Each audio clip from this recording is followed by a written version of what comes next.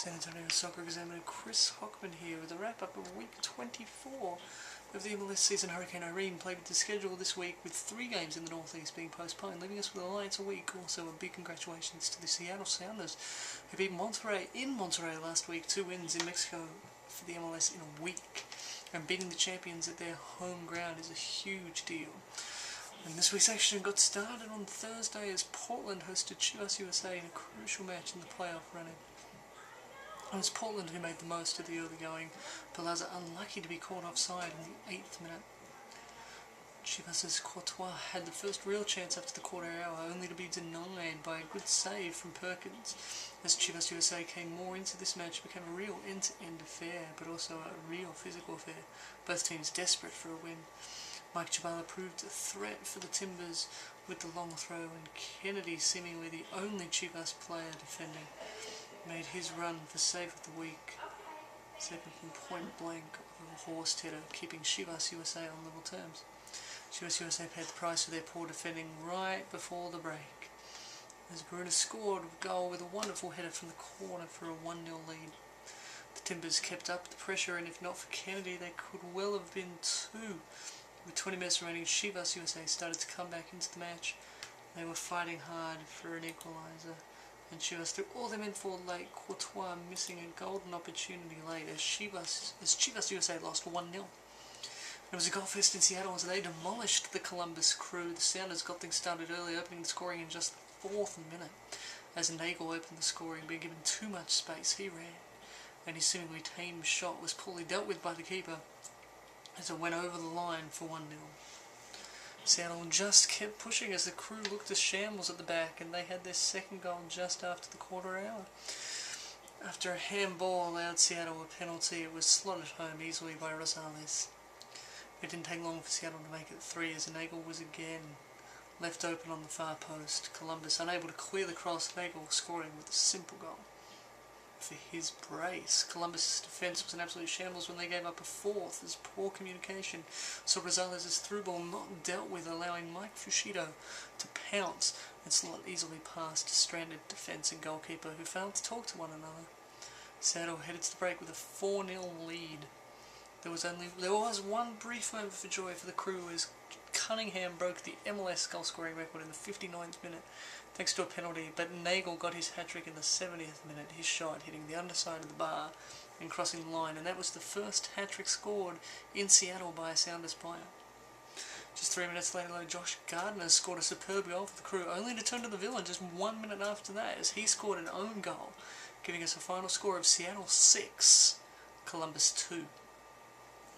And so the Dynamo headed to Vancouver hunting their first road win of the season as Columbus's hammering opened the door for the Dynamo to close the gap in the East. It was a tight opening as both teams tried to feel each other out.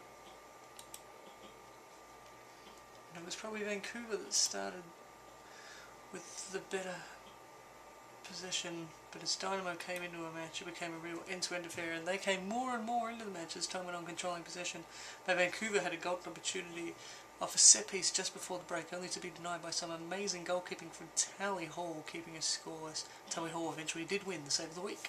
Vancouver came out from the break determined, pressing the Dynamo early, and the game started getting physical for the early stages of the second half.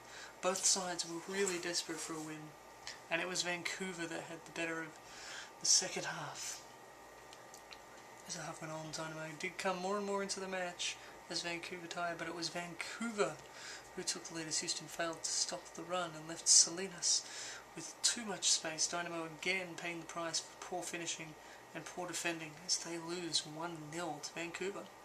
Toronto welcomed the Earthquakes with both teams desperate for a win. Toronto started the brighter side with Perry Marasevic looking particularly dangerous. But it didn't take long for this to become a really even end-to-end affair.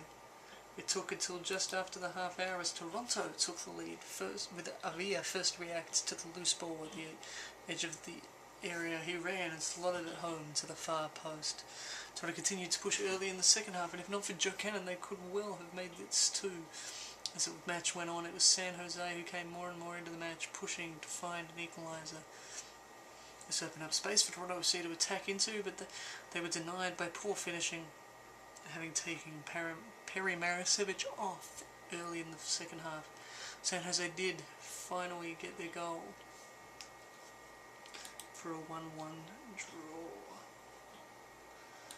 Okay, Kamara gave Kansas City an early lead against FC Dallas as they paid the price for giving up possession too easily. Kamara stripped the Dallas defence and scored a simple goal, and so this morning Kansas City decided to sit on their 1-0 lead against a very weary Dallas side who are currently fighting on three fronts. As the first half wore on, the match got more and more physical, both sides going in challenges recklessly. With Dallas as tired as they were, Kansas City were always going to have the edge in the second half, and they came out firing, but missed a golden opportunity to double their advantage in the 50th minute, with Dallas's defence looking stretched. And they were unlucky again just 5 minutes later when Bunbury's strike from distance cannoned off the crossbar. Kansas City did finally get their second in the 67th minute as FC Dallas's poor defending allowed Bunbury space to send a simple ball across the face, leaving the simplest of tap-ins. But just seconds later, FC Dallas had one back.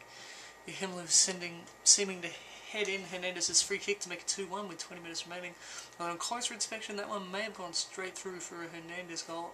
I'll leave that one for the MLS to decide who earned the goal for that. And things got interesting late on as Bunbury received his second yellow card for a kick, and with the man advantage, Dallas pushed for an equaliser, getting it with 2 minutes to play as some poor work saw Maicon still on side to receive Brekshay's wonderful cross. And FC Dallas weren't done with yet, taking the lead thanks to Bobby Warshaw's header after yet another pinpoint cross from Brekshay in stoppage time, stealing all 3 points for FC Dallas. The champions made the trip to Chicago, and Grazzini and Adura were dangerous early on for the Fire as the Rapids made a number of mistakes early. And who else would get the opening goal but Dominic Adura, his 9th of the season, and yet again it was all from a ball over the top, Adura using his pace to beat the Colorado defence. The goal saw Chicago really take the momentum and take a hold on this match, hunting a second. And if not for some desperate defending from Colorado, they could well have had it. The Rapids managing to stand firm. Chicago got their second on the half hour, and it was a quick thinking from the Fire as they broke the offside trap as Grazzini kept the ball in play for Corey Gibbs to finish wonderfully. The second goal woke up Colorado, and if not for Johnson's keeping, may well have had their goal. Chicago kept on pushing, yet was still